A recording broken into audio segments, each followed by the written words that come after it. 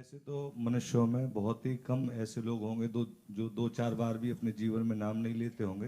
भैया इतने बहुत हैं ऐसे कि ना तो भगवान नाम सुन पाते हैं और ना भगवान नाम ले पाते हैं। आप ऐसा ना समझे, भारत देश है, गंगा यमुना के पावन क्षेत्र की बात छोड़ करके कितने ऐसे प्रांत हैं, कितने ऐसे देश हैं जहाँ राम कृष्ण हरि का नाम वो अगर कोई ले रहा है तो हमारे भारतीय किसी ऋषि की कृपा है, किसी महात्मा की कृपा है।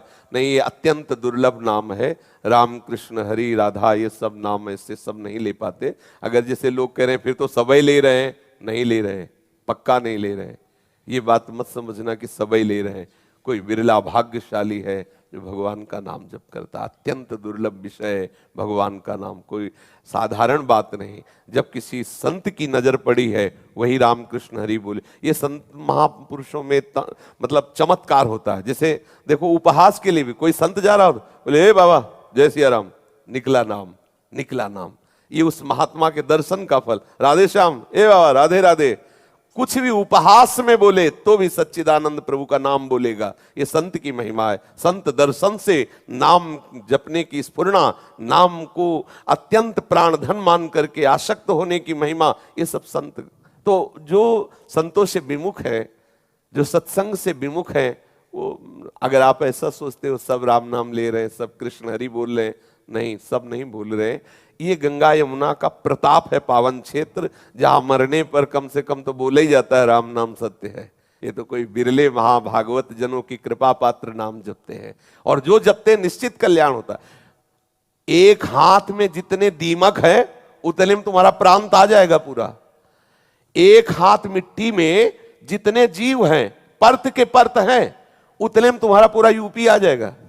एक हाथ में कितनी दीमक, कितनी चींटियां, कितने जीव हैं, अणु परमाणु सब छुपे हुए हैं। वही जब मनुष्य शरीर में आए तो पूरा प्रदेश भर गया। तो आप समझते हो कि बहुत लोग नाम जप करते होंगे, बहुतों का कल्याण होता हो। ऐसे ही इन्हें चुने। गूलर के फल में जैसे कीड़े मकूड़े भरे रहते ना, ऐसे ही एक ब्रह्मांड है ये 14 भुवनों का। ऐसे अनंत ब्रह्मांड प्रभु के एक रोमकूप में, कैसे उस मायाधीश का कोई पार पावे। दिख रहा है माते तीन अद्भुत रूप, प्रचंड रोम रोम प्रति लागे, कोटि कोटि ब्रह्मांड ब्रह्मांड निकाया, निर्मित माया रोम रोम प्रतिवेद कहे। अरे कोई कृपा पात्र है जो रामकृष्ण बोलता है, ऐसे नहीं बोलते। और जो भी बोलते हैं तो हमारा विश्वास है उनका मंगल होगा, चाहे वो भले कुभाव से कहें, उपहास से कहें। एक बार भी नाम भारी पड़ जाएगा हिसाब में, एक बार, 4-6 बार तो बहुत होता है, पर इतना कीमती एक बार कह के क्यों रुक जाए, बार बार कहे, उसका स्वाद ले। जिस नाम से प्रभु की दिव्य लीलाओं में प्रवेश होता है उसे एक बार कह के क्यों छोड़ दे, उसको अपना जीवन बना। कीमती वस्तु मिल जाती है तो संतोष थोड़ी होता है कि एक मिल गया बहुत है, लगता है कि सब हमें मिल जाए। तो ऐसे ही हमारा पूरी श्वास जितनी है सब नाम में झोंक दो। इतना कीमती धन, परम धन राधा नाम आधार है, ये परम धन हम एकत्रित कर रहे, इसमें फिर प्रमाद न करे, खूब नाम जप करे। मोक्ष, कल्याण, भगवत प्राप्ति ये कोई खास बात नहीं है। खास बात है प्रभु से प्यार हो जाना, प्रेम हो जाना, हम उनके लिए तड़पे, ये नाम प्रदान करता है। नाम जापक हृदय में चाह करे भगवत प्रेम की। जिस नाम से प्रभु अधीन हो जाते हैं उस नाम से और कोई फल ना मांगे। स्वयं प्रभु के प्रेम में मतवाला भक्त जब घूमता है, मम भक्ति युक्तो भुवनम पुनात, सारे लोगों को पावन करने की सामर्थ्य उस महात्मा में होती जिसकी जिह्वा से निरंतर नाम चलता रहता है। आशुतोष उपाध्याय जी गोरखपुर से।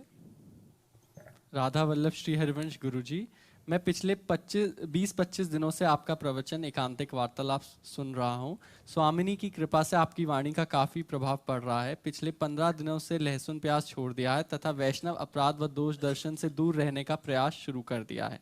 मेरा प्रश्न है कि भजन करने से मैं IAS की तैयारी कर रहा हूँ जिसमें उदासीनता बढ़ती जा रही है, शादी भी हो चुकी है, अब आगे क्या करूँ? हम क्या करें भैया ज्यादा रति प्रभु के नाम रूप में करोगे तो IAS PAS सब छूट जाएगा और यही लगेगा कि कैसे मिले प्रभु, प्रभु के लिए। ब्याह भी कर लिए हो तो इसलिए नाम जप करते हुए अपने कर्तव्य को पूजा मान करके कीजिए, पढ़ाई पर ध्यान दीजिए, नाम जप करते रहिए। और जो भी नौकरी, जो भी सेवा है वो परिवार के पोषण के लिए है। परिवार की सेवा प्रभु की सेवा है। मैं सेवक समेत सुत नारी, नाथ सकल संपदा तुम्हारी। तो प्रभु की सेवा, उस पर ध्यान दीजिए, प्रमाद न कीजिए, क्योंकि भजन प्रमाद नहीं सिखाता, कर्तव्य परायणता सिखाता है। चक्रवर्ती सम्राट अम्बरीश जी हैं और भजन परायण महाभागवत है। अगर कोई ये कहे कि भजन करने से हमसे फिर कुछ हो नहीं पाएगा, तो ऐसा नहीं है, ऐसा नहीं है। संपूर्ण चेष्टाएं एक संसारी पुरुष जैसी ही दिखाई देंगी, लेकिन उसका चिंतन भागवतिक होगा, भगवत चिंतन परायण। हमारा आंतरिक चिंतन, रसखान गोविंद यूं भजिए जो नागरिको चित गागरी में। जैसे ब्रज गोपी ब्रजवासिनी जन जल लेकर गांव के बाहर से चलती, 2-3 मटका ऊपर रखे हुए, हाथ में रस्सी है, घड़ा है, आपस में बात करे, लेकिन चित्तवृत्ति पूरी मटकी में। अगर जरा भी सर हिला तो सब नीचे आ जाएंगे। ऐसे गोविंद का भजन करना है। घर परिवार के सब काम करते हुए प्रभु का चिंतन करना है। एक ड्राइवर देखो गाड़ी चलाता है, बात करता जाता है, हंसता जाता है, लेकिन वो किसी से बात करने हंसी में एकाग्रता नहीं। एकाग्रता उसकी मार्ग में, अगर चूका तो एक्सीडेंट हो जाएगा। ठीक ऐसे ही भजन होता है। संसार के कार्य कर रहे हैं, लेकिन ठीक चिंतन है अपने लक्ष्य का, प्रभु का, वो प्रभु सामर्थ्य देते हैं। कोई भी भजनानंदी प्रमादी नहीं होता, आलसी नहीं होता, कायर नहीं होता, सूरवीर होता है, भगवान का दास है वो। जिनको समझा जाता है कि संत जन क्या मेहनत करते हैं, होश उड़ जाएंगे अगर संतों की मेहनत सुन लोगे। पूरी पूरी रात जाग कर भजन करते हैं, और ऐसे नहीं कि झपकी आ जाए, पूरी पूरी रात, दिन भर, हर समय शास्त्र स्वाध्याय, भजन परायण, जितेंद्रियता, नाम जप जलते रहते हैं। जैसे आवे में रख के मटकी जलती है ना, ऐसे इंद्रियों के वेग आकर उनको जलाते हैं। चुपचाप शांत सहते रहते हैं और भगवत भजन परायण रहते हैं। जो इस मार्ग के पथिक हैं वो जानते नहीं, तो बाहरी लोग ये नहीं जानते हैं कि उनकी जितनी मेहनत है, अगर वो तुम कर लो तो तुम्हें पता चल जाए कितनी मेहनत करते हैं। बाहरी फावड़ा चलाना सरल है भैया, लेकिन मनीराम को प्रभु में लगाना बहुत कठिन है। इनको एक तार प्रभु के चिंतन में लगाना, इस धन्य है महापुरुष जन, संत जन, वैष्णव जन, जिनकी कृपा प्रसाद से आज हम सुरक्षित है, आनंद पूर्वक है। अगर ये भजनानंदी महात्मा ना हो तो संसार नष्ट हो जाए। जैसे अपराध हो रहे, जैसे पापाचरण हो रहे, गर्भ हत्या, कई प्रकार के से बहुत ही गंदे पापाचरण, वो सब नष्ट कर दें समाज को। लेकिन ये महात्मा जन एकांत में बैठे हुए जो भगवत चिंतन करते हैं, जय घोष करते हैं, वो संपूर्ण वातावरण को निष्पाप करती रहती है। तो ये न सोचा जाए कि भजन करने से फिर संसारिक कार्य नहीं हो। प्रभु इतनी योग्यता देते। एक भजन की स्थिति आती है जिसमें बाह्य शुद्ध नहीं रहती, पर प्रभु जब सेवा लेना होता है तो उतनी सामर्थ्य देते हैं। भजन करते हुए वो सारे कार्य, बहुत भक्त कभी अज्ञानी नहीं होता। ऐसा ना समझे कि भजन करने वाले सब लड्डू गोपाल होते हैं, ऐसा नहीं है।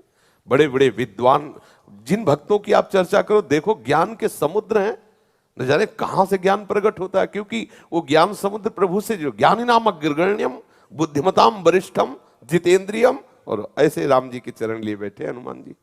कौन सा कार्य है, कौन सो काज कठिन जग माही, जो नहीं होत तात तुम पाए, है महान बल की रास, दैन्यता के स्वरूप। भगवान की भक्ति करके अगर ये कोई सोचे कि हमारे घर परिवार के काम नहीं चल पाएंगे, तो ये उसकी कायरता है। संपूर्ण कार्य संपूर्ण विधान से होंगे और भजन नहीं छूटेगा। जब भगवान कह रहे माम अनुस्मर युद्ध च, युद्ध करते हुए मेरा स्मरण कर, तो भैया युद्ध से बढ़कर कोई कर्तव्य कर्म है नहीं। इतना खतरनाक कोई कर्तव्य कर्म है, उसमें भजन हो सकता है, तो सब में भजन हो सकता है। पढ़ो, ध्यान देकर पढ़ाई करो, उसे भगवान की पूजा मानो, परिवार का पोषण करो, वो भगवान की सेवा है। खूब आनंद, भगवत प्राप्ति आनंद पूर्वक होती है। प्रभु के बस भावनाएं करनी, मैं प्रभु का हूं, प्रभु का सुमिरन करते रहो। जो कर्म करो प्रभु की प्रसन्नता के लिए करो, आनंद पूर्वक प्रभु में व्यवहार करो, अभी जीवन मुक्त हो जाओ। हम क्या है कि अपने अहमता में फंसे हुए हैं इसलिए। और देखो, अगर प्रभु के प्रति समर्पण नहीं है तो चाहे जहां भाग के चले जाओ, सब जगह माया नजर आएगी। अगर प्रभु के प्रति समर्पण है तो चाहे जहां चले जाओ, सब जगह उनकी दया नजर आएगी, उनकी कृपा नजर आएगी। अच्छा, आप सच्ची बताओ, अगर आपकी दृष्टि में भगवत भाव नहीं तो वृंदावन में क्या आपको दिखाई दे रहा है, आप बताइए। अगर भगवत भाव ना हो तो आप जिधर दृष्टि डालोगे ऐसे ही लगेगा, थोड़ा मंदिर अधिक है यहाँ, मगर है तो सब वही, ऐसे ही नजर आएगा ना। और भाव बन जाए, फिर आप देखो वृंदावन को, चिदानंदमय है, दिव्य लीलाएं प्रिया प्रीतम की अभी इसी क्षण यही हो रही, पर हमारे नेत्र नहीं, हमारी स्थिति नहीं। तो भजन में लगे, जहां भी हो भगवत धाम में रह रहे हो, जब हो भगवान नाम का स्मरण कर रहे हैं, भगवत प्रसन्नता के लिए महात्मा ही हो, पैंट शर्ट में महात्मा हो, नियम से चले, पराई बहन बिटिया की तरफ गंदी दृष्टि न देखे, दूसरे के धन अपहरण की वृत्ति न रखे, धर्म पूर्वक चले, भगवान नाम जप करे, महात्मा है। घर गृहस्थी में रहते हुए सुंदर उसको अनुभव होने लगेंगे, भगवान कृपा कर देंगे। आगे ये कह रहे हैं, आपको मानसिक रूप से गुरु मानने तथा वाणी को आचरण में लाने से आपके द्वारा दीक्षित शिष्यों की तरह सानिध्य व राधा जू का प्रेम प्राप्त हो सकेगा, ऐसा एक प्रश्न कर रहे हैं। वैसे गुरु तो मन से ही मानने से होता है। तन से हम दीक्षा ले लें और मन हम प्रपंच में लगाए रहे तो गुरु महिमा को नहीं जान पाएंगे। अगर मन से हम किसी को भी गुरु मानकर उनकी वाणी का आदर करें, उनकी आज्ञा से चले, तो बात बन जाएगी। बच्चा मन से ही मानना, सुधारना, मन को ही चेला बनाना है। शरीर से तो हम किसी के सानिध्य में बैठे हैं, मान लो किसी भी संत के, वो मन से विषय चिंतन कर रहे हैं, उनकी आज्ञा को उल्लंघन कर रहे हैं, तो शिष्यता तो नहीं हुई ना। सच्ची शिष्यता है मन को उनके अधीन कर देना, जैसा वो आज्ञा कर रहे हैं। अगर मन से गुरु मानते हो और वाणी का आदर करते हो, आज्ञा पालन करते हो, तो खुद आपको अनुभव हो जाएगा कि गुरु कृपा क्या होती है, संत कृपा क्या होती है। मदन पाल जी दिल्ली से, राधा वल्लभ लाल की जय। हे नाथ, मैं भगवान शिव के पंचाक्षरी मंत्र से दीक्षित हूँ। माला के समय तो मंत्र चलता है, बाकी आपकी अहेतु की कृपा से राधा राधा नाम अंतर में चलता रहता है। मैं अनन्य कब और कैसे बनूंगा? किसके अनन्य बनना चाहते हो? आप एक श्री जी। तो महादेव जी की कृपा से ही इधर आना होता है। जो पंचाक्षरी मंत्र है वही कृपा कर रहा है, तो आपको श्री श्यामा श्याम के नाम रूप में प्रीति हो रही। जा पर कृपा न करहि पुरारी, सो न पाओ मुनि भगति हमारी। भगवान शिव की कृपा से, तो इसमें तुम्हें हट करके अनन्य नहीं होना, वो खुद कर देंगे, उन्हीं के द्वारा इस कृपा प्रसाद प्राप्त होता है। आज के सत्संग में आपने बोला ना, एक एक पकड़ करके, तो बस जो उन्होंने बुलवाया वही आपको चला देंगे, ऐसे रहो। हे महादेव, आप परम वैष्णवाचार्य गुरु हो, अगर आप श्यामा श्याम के चरणों की तरफ भेज रहे हो तो मुझे अनन्य कर दो। देखो महादेव जी कर देंगे, उन्होंने ही किया है, इस जीवन को भी उन्होंने ही किया है, इसलिए पूरे अनुभव की बात कह रहा हूँ। परम कृपालु भगवान शिव हैं, उनकी आराधना से निश्चित भगवत चरणारविंद में विशुद्ध प्रेम लक्षणा भक्ति। भगवान शिव की कृपा के बिना कोई श्री हरि का भक्त सच्चा नहीं हो सकता, पक्का। जब तक भगवान शिव की कृपा नहीं होगी तो अहंकार देवता गलित नहीं होंगे। अहंकार के अधिष्ठात्र देवता भगवान महादेव हैं, शिव हैं। वो कृपा करते हैं और श्री हरि के लायक बना देते हैं, दैन्यता प्रदान करते हैं। परम वैष्णवाचार्य भगवान महादेव जी की कृपा से ही कोई भी प्रेम रस मार्ग में चला हो, या इस जन्म में या पीछे जन्म में कहीं न कहीं महादेव की भक्ति हुई, तभी वो आगे बढ़ा है। नरसिंह मेहता जी का चरित्र देख लीजिए, पूज्य राधा बाबा का चरित्र, और अपने तो जैसे अधम हैं उन्हीं की कृपा से इधर आए हुए हैं। वाराणसी भगवान शिव की कृपा से ही राधा वल्लभ जी के चरणों में आश्रय मिला है। तो भगवान शिव की कृपा होगी, आप अनन्य हो जाएंगे, उनसे प्रार्थना कीजिए। भरत कुमार दीक्षित जी भांडेर वन से, श्री गुरुदेव के चरण कमलों में दंडवत प्रणाम। गुरुदेव, मुझे बुद्धि तथा मन में अंतर स्पष्ट करें। ये विचार बुद्धि में बनते हैं या मन में, और मन की स्थिति क्या है? बच्चा, एक ही मन जब निश्चयात्मिका वृत्ति से युक्त होता है तो उसे बुद्धि कहते हैं।